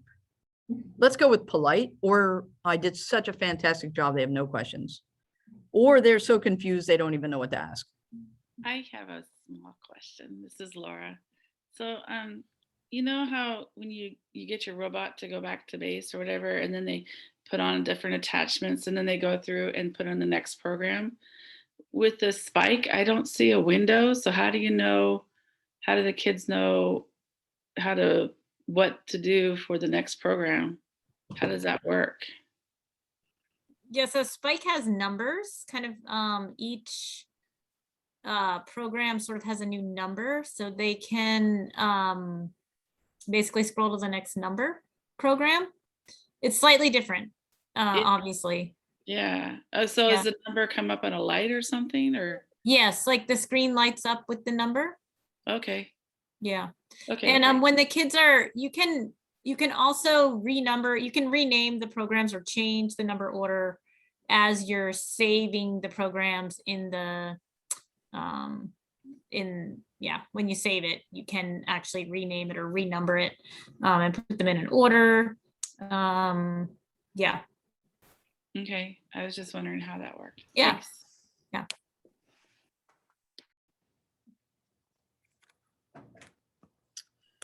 One thing I did not mention at all, and if you have done for Lego League and you've been doing EV3s, listen to me. And if you have, well, you probably ought to listen to me anyway. If you're using EV3s, the software changed last year. There's something called EV3G, it used to be called, and they changed the name to EV3 Lab. That's the old style Mindstorm's EV3 software. The new stuff is called EV3 Lab. It is Scratch-based. It looks just looks almost identical to what the Spike Prime programming looks like. It looks very, very different than the old EV3 software, and yet it operates very similarly. And it is not scary. I'm telling you from someone who hates change, okay? We went ahead and did it the old way last year because it was like, how many changes can we do? And we're doing the new one this year, and it is not a heavy lift. It's actually, there's some things I like much better. If you do advanced sort of things like wires are not, you don't have to deal with. There's a bunch of things you don't have to deal with in this new software. I think also if you're dealing with younger kids that are learning Scratch type based software, they're going to feed right into it. My kids that have been programming in Scratch before they ever were exposed to any of this, they like went, oh, I know what to do. This looks just like, it's similar, but it's different, but it's very, very similar. So the kids are not going to have an issue with it. So yeah. Yeah, and so I'm telling you that because you're going to see EV3, and just know that there are the two different versions, and don't be confused if you see the wrong one. And if you're starting out, use Classroom. Do not start with the old one. It's not supported anymore. It's going to mess you up. And I suspect there may still be teams using the old, teams that have kids have been doing this for a few years may not want to switch over, but yes, definitely start your kids on the newer stuff. All right, I'm gonna turn my video on, and we have Kara, wave Kara. Yay, okay. So we have a table, look at that. All right, Wendy's gonna help us out. We're gonna do some walking through it, but first, let's just do a quick tour. We have the table here. It's kind of a table. It's just the rim, but whatever. There's our launch area there. And Allison, I am going to correct you. Earlier, you were talking about home base and launch. Base does no longer exist ever. So there's just home and launch. Home right? and launch. Launch is your white oval there. And then home includes that white oval and then all of the space off the mat. Thank you. And if you're in the game book on page 3, it shows that very clearly. So home and launch. Thank you very much. Yeah. There's a terminology change that I struggle with. It's okay, because I do it too. Yes. So, but if you're starting new, home and launch. That's all you got to know. Please do not let me confuse you. You're allowed to catch me on that. Anyone. I'll try. And anybody else too, please chime in. Yeah. Okay. So what we're going to do is when you guys start out, you're going to take your robot and any of the attachments, a jig. When we talk about a jig, we're talking about some kind of device your kids might make with Lego to line up your robot, to have it so it lines up just exactly how they want it. Anything you're going to use, they're going to take it and they're going to put it hopefully in the small inspection area, because quite frankly, the small inspection area is almost the same size as a large inspection area. So put it in there. It has a 12-inch height ceiling on it, and everything has to fit in that box. Okay. And that's your rule M00 equipment inspection bonus. If all your equipment fits in the small inspection area, you get 20 points. Yay. So that's basically where she's got the robot sitting right now, and an imaginary line that runs from the edge of, right there. Perfect. Now, if it doesn't fit there, that's okay. You won't get the 20-point bonus, but it's going to have to fit over on this other side instead, which honestly isn't very much bigger. So just make it very rare, very, very rare that you won't fit in small inspection. I think the reason they did that is there are some really advanced teams that build these gigantic contraptions. Go look on YouTube. Gigantic contraptions that do all kinds of things. And they got really, really big. So they said, hey, let's make this limit on size. Okay, so you're going to do that there. And included in that, actually, you're going to have everything you take. So grab that little white model that you built. So this little white, you've got a bag number, I want to say it's 16. Yeah, 16. Bag number 16 doesn't have any instructions. Don't be looking for them because you're not going to find them. It is for your team to build an innovation project model. and this is the first mission, M01, Innovation Project Model. Okay. And they build it on their own. They build whatever they want, and it has a little bit of criteria in the robot game rule book. So it says, if your innovation project model has the following: made of at least 2 white Lego pieces, measures at least as long as 4 Lego studs in some direction, and has any part of it touching the cargo connect circle, 20 points. There you go. All right, there we go. And so as you're looking at this in the field, one thing, you know, and I talk to my kids, and it's easier when you have the table in front of you. When we look at the video, it's a little confusing. When we actually have the table in front of us, it's easier to see. You know, we kind of have a discussion about what's easy. What do you think would be easy for you to do? What might be hard? One of the things that makes something easy versus hard is where it is. If it's way down at the other end, that automatically in my book becomes harder, because you got to get your robot to behave itself and not get sort of off track, and make it all the way down there. Okay. So your kids aren't going to necessarily think about that. They're going to come down and go, oh, I want to do the helicopter. It's in the far corner. And there's some reasons why that's not a bad one at all. But if you're looking for some quick victories for your kids, something close is a good choice. Something that doesn't require a special attachment is a good choice. And I don't necessarily tell them any of those things. I work with them to come up with that kind of thing on their own a little bit. So, okay. All right, mission 02 is unused capacity. And it says, Okay. yeah, if the hinge container is completely closed and partly full of contents, it's 20 points. Completely full of contents, 30 points. Okay, so put that box right where it belongs on the table. I'm going to show you where that is. This is a confusing mission. Everybody's like, what? That box is right there. You can't grab it with your hands, but your robot, you see how close it is to home, not base, home. Your robot could just, and again, I wouldn't tell my kids this. I would ask them enough questions to get them there. Your robot can run over and just nudge that puppy off the edge in there. It has to get all the way off though. Otherwise, then you have a sort Penalties. of a problem there. But all it has to do is make its way off the table, and then you can grab it. And with your little hands, your team's little hands, they can fill it up with those parts. Now, don't get confused.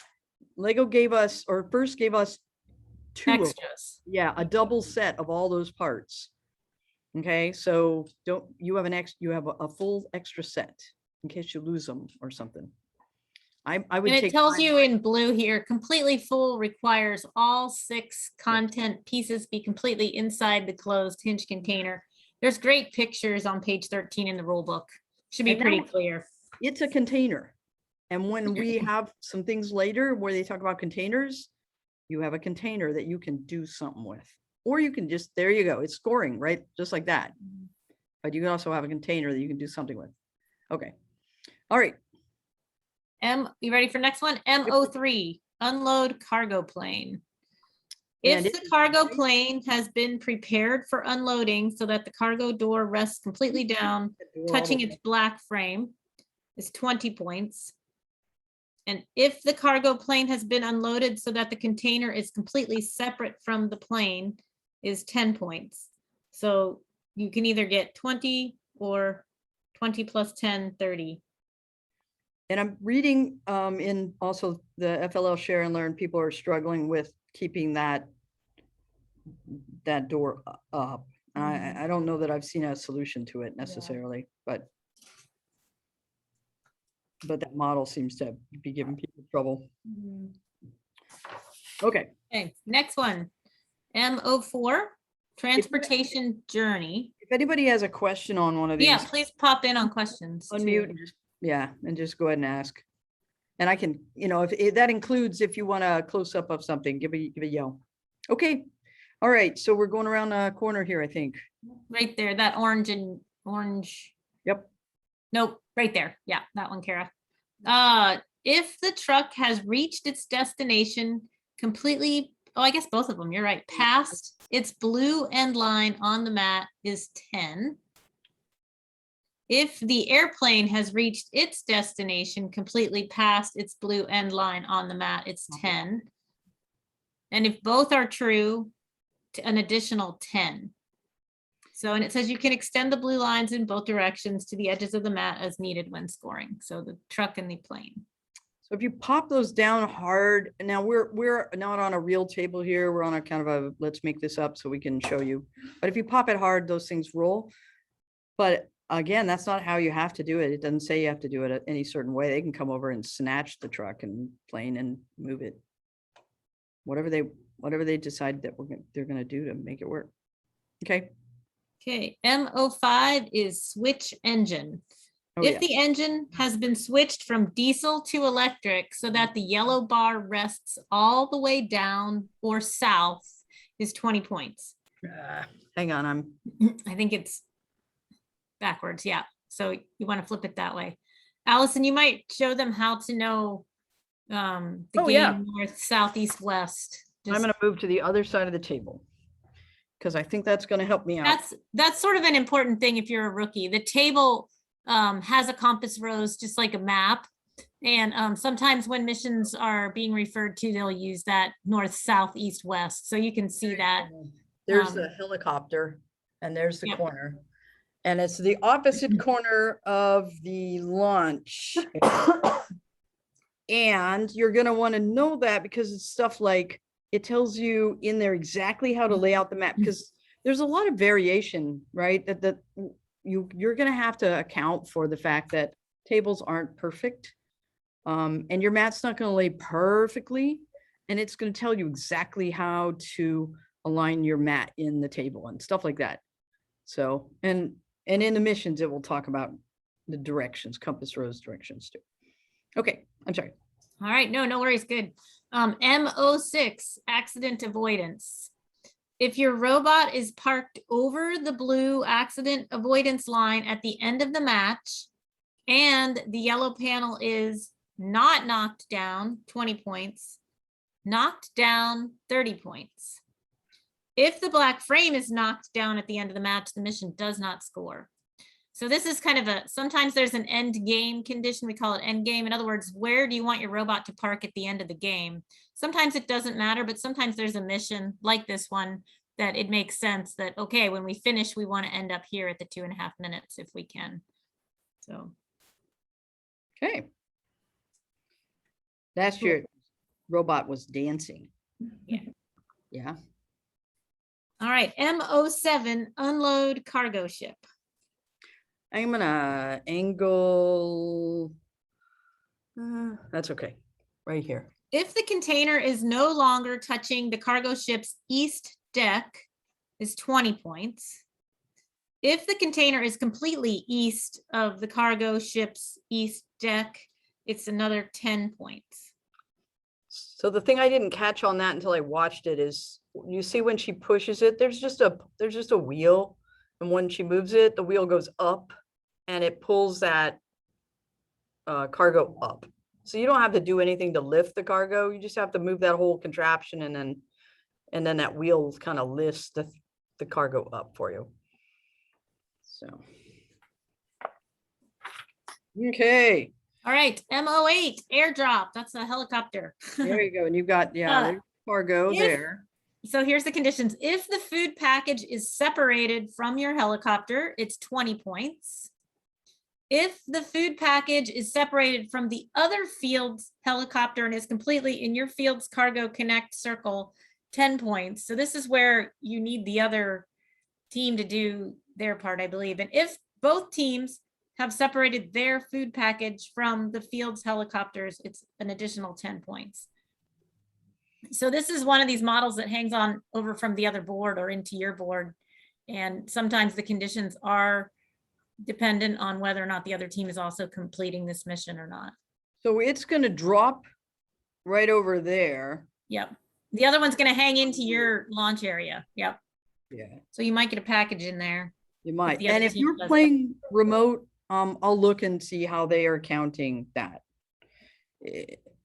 Yeah, we'll see how that one's being counted for remote. And that might be a tricky one to figure out for teams that are having to play remotely into. Okay, we'll think about that one. Yep. Train tracks, M09. If the train track is repaired so that it rests completely down or west, it's 20 points. If the train has reached its destination and is latched at the end of the tracks, is another 20 points. Okay.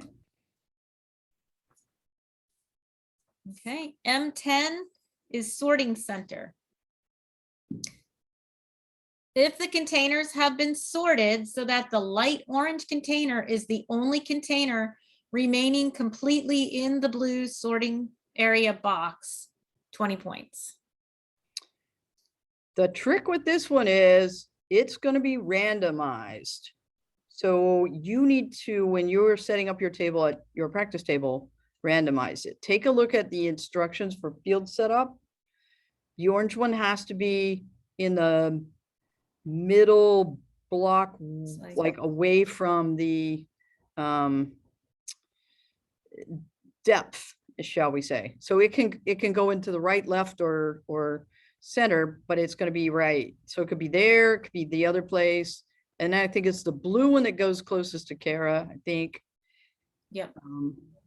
And then green would And go. the green has to be furthest out. Only one is ever in a column. Yeah, so it's going to be randomized. So you're going to have And it says tip, these containers may also be used in other missions. So as we go further on, again, you were talking about those delivering containers. Again, the kids can come grab these probably and do other things with them further along. There you go. All right, I'm going to relocate. All right, M11. Actually, you were in okay spot, that door right there, Allison. I know, but I'm Home going to go this delivery. way for it. Where is? Yeah, your- okay, got it. All right. If the package has been delivered to its destination so that it is on the doorstep, and if it's partly on, it's 20, and if it's completely on, it's 30. And again, there's lots of great pictures to show you what is exactly partly and hopefully clarify that. And it's in the updates. Take a look at the updates for that one. Okay, cool. That one has also made the updates. So people have been asking questions. Mm. Okay, the large delivery, which involves the chicken, M12. Chicken. We love the So the chicken. chicken has a history with There is, FLL, yeah. which we won't go into here, but the chicken was always really tiny, and now we're all very amused by the fact that there's a giant chicken. The Yeah. chicken started out in Food Factor, which was like 2014 or something like that, and keeps popping up. He's but- here and there, yeah. Now All right, so this is M12, large delivery. If the turbine blade is touching only the blue holder and the mat, 20 points. If it's touching only the blue holder and nothing else, it's 30 points. And then if the chicken statue is upright with its base in the circle, partly it's 5 points and completely it's 10 points. So if the chicken doesn't move, if you don't bump the chicken out of the way, you get more points. And you don't have to do anything with the large white, whatever you just called it. Yeah. The That's, blade. you don't have to move that in order to get the chicken points. So the chicken's going to be scored completely separately, right? And your blue holder's not going to be leaning on the table like this one is. Yeah. My table's not quite as wide. I put a frame out and it's not quite wide enough. So your blue thing is going to stand upright. Okay. So don't be confused by that. All right, chicken. All right, And we're chicken. on. Okay, so M13 is platooning trucks. Ah, there you go. There's one. If both trucks are latched together completely outside of home, 10 points. If a truck is latched to the bridge, 10 points. And the bonus, if both are true, 10 added. Okay. There you go. Right. M14 is bridge. If the bridge decks have been lowered and rest on their center support, 10 each. So you get 10 for each side of the bridge, so 20 points total. M15, load cargo. So this is where you get to move cargo around. If there are containers on and touching only the platooning trucks, 10 points each for a max of 20 points. The train, 20 points each for a max of 40 points. Or the cargo ship's west deck, 30 each for a max of 60 points. And then there's a couple of other conditions about where and how many and how they can touch and such. But again, you know, you can move the cargo around and get different points. So, but read that when you're doing it, just watch it carefully, only touching only the, whatever it is. So you want to make sure you don't have it sort of propped by something else or. Right, there's a lot of conditions on that one. So just read it, just Read and carefully. study, yep. And then we got two more. M16, Cargo Connect. So you earn points for the number of containers delivered to circles, the total number of circles that you deliver the containers to, and if you deliver the right container to the right circle. So if there are containers in partly in any circle, you earn 5 points for each container that is partly in a circle.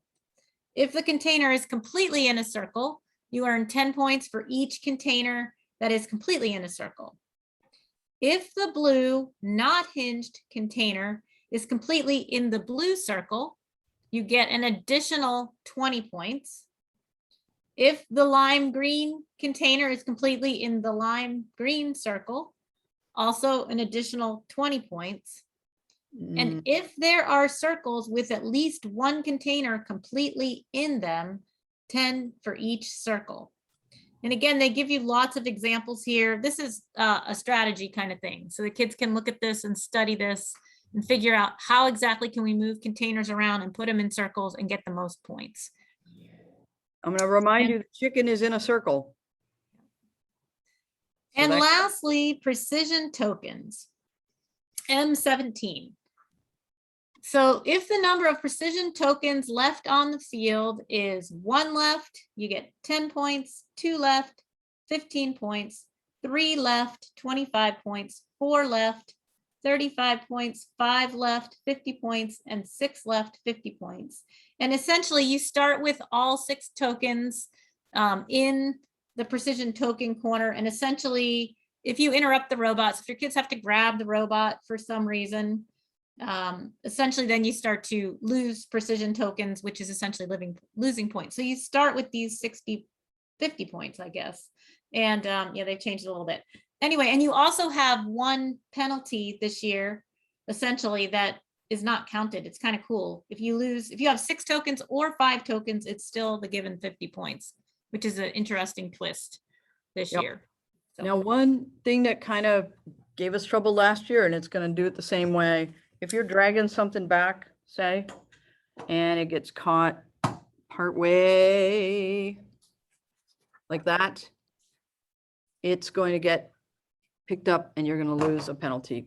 So there's a stranded cargo, which is rule 19. So there's 26 additional rules, which give a lot of direction to these little things like Allison is talking about. And I believe that is stranded cargo. So, you know, it talks about what's cargo and what's equipment, but essentially if something gets stranded partway outside of home, you know, it stays as it is. Or if it's partly outside, you must take it into home and lose a precision token. So anyway, study up on the rest of the rules. Again, if you have questions and you're new, ask questions, because myself or Amanda or First in general can give you more guidance on, I don't understand. Because even after doing this 8 years, I still get confused sometimes about little details in the rules. So please ask questions if you're not sure. And they do change from year to year. So, you know, even coaches that aren't new, feel free to Yes. ask. Rules do change, but they have tried to Allison's right about, they have really tried to make it simple. And if it's not stated and it doesn't say you can't, then you can. So. And you should know the rules, but you should not be the only one that knows the rules. They're written so that your kids can understand the rules. So make your kids the experts on the rules. They should know what happens when their robot drops a wheel. I did that last year. When your robot drops a wheel out in the middle of the field, can they grab it? Yep, they can grab it. It's okay. Etc. Just take a look at those rules, and they're just designed to clarify and make sure that you know how things work and how to apply the game. It's like trying to play baseball without knowing the rules. Doesn't work real well. It's the same way, only these rules are a lot less complicated and spelled out in pictures so that the kids will understand them all. So. Also, one thing that Toby has always said about the rules is, think like a lawyer. When kind of if it doesn't say you can't, then you can kind of thing, read them very, is it objectively, read them and follow it to the letter of the law. But if it doesn't say something, then it's implied that it's okay, basically. Yeah, don't read things into them. Don't read into it. Correct. Read read only what it says and do only what it says. And again, do ask for clarification, because it can be confusing. And this is the bag that we're talking about. This is going to be your innovation project model that you build, that you can put into that Cargo Connect spot. And it says it represents your project. It's a very loose term. Nobody's going to say, wait, your project was about this and that's a this. Run wild. Let the kids build something cool that makes sense, that's going to be easy for them to put into the circle, whatever. It's all good. Okay. All right. I'm going to switch back to me. We'll answer any questions. We're after the time we said we'd be done. Hopefully this has still been worth your time. And let's see.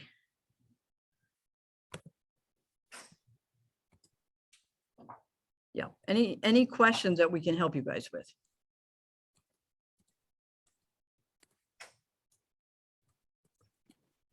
Is this recording are we gonna be able to access this recording? Yes, my plan is to put it, let me go. I'm gonna throw the slideshow back up, because we do have a couple of resources on there, and I'll give you, I never did give you the link. Hang on, I'm gonna give you the link in the chat to the slideshow. That will help too. And I just put contact info for me in the chat. I'm sorry I didn't do it sooner, but yeah, Allison knows it too. Let's see. Hang on, this is in my Google Drive. Let me find a good way to share this. Hold on. And actually I have contact info on the slide that I'm going to share in a sec. Let me get the link here though to put into the chat. Okay. Okay, these are the slides. Okay, so these are just the slides. And then let me grab my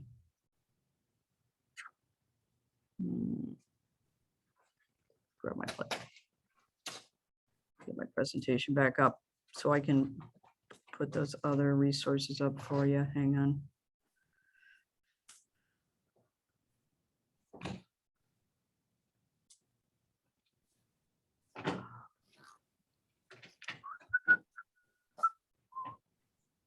This is me thinking, trying to make things work. Okay, here we go. All right. So we have the resource library. You saw this stuff that's in the robot game rulebook. We have these things. We have those things there. The introduction, I would indeed go look at that. This is what's in the team meeting guide. By the way, that's what a session looks like. The handwriting is actually part of the book. Here are the resources I was talking about. And so this is in that link that I just gave you. Those FLL tutorials, awesome website. EV3 lessons is how I teach my kids to program, by the way, except that the new EV3 software is pretty good too. So that's why I'm doing it right now. FLL Challenge Share and Learn Facebook group, I would join that. We also have a First in Alaska Facebook group. In the JEDC First in Alaska webpage, I have a team resources page, and you can find some things on there. Robot design, programming, all kinds of other useful things there. And look at that, contact info. Ta-da! All right, so you don't need what I put in the chat because it's in the slides. Cool. It's good too. And on my on the JDC website, there's a training page, and I will go ahead and Kara or one of us will in there put the link to this training video when I get that set. So we'll get that on there and hopefully do a couple more of these live sessions so that we can reach more coaches live so you guys can ask questions. All right. Feel free, though, no kidding, to ask questions as you go through the season. Even if you're in the middle of practice and you're like, oh shoot, I can't figure this out. My phone number is a cell number. Text me, hey, this is Jan in ADAC. What is this thing? And I'll try to answer you if I'm paying attention to my phone. Okay. Feel free to ask. Same for me. I can't always promise I'm in cell service or that I'm available, but if I am and I get a text or something that I see right away, I'll try and address it soon. And also that goes for if you haven't heard from me in a few days, try again because maybe I missed it. But yeah, bug me. That's what I'm here for. Okay. All right, I see people signing out. So cool. Thanks, everybody. Like you said, and if you want to stick around and ask questions, that's cool too. All right.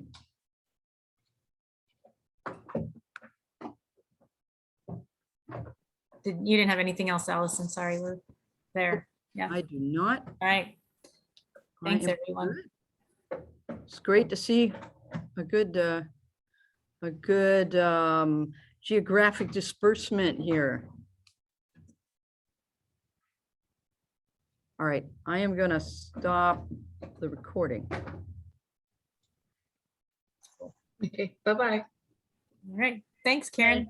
Thanks. You're welcome. Bye-bye. Thank you. You're welcome.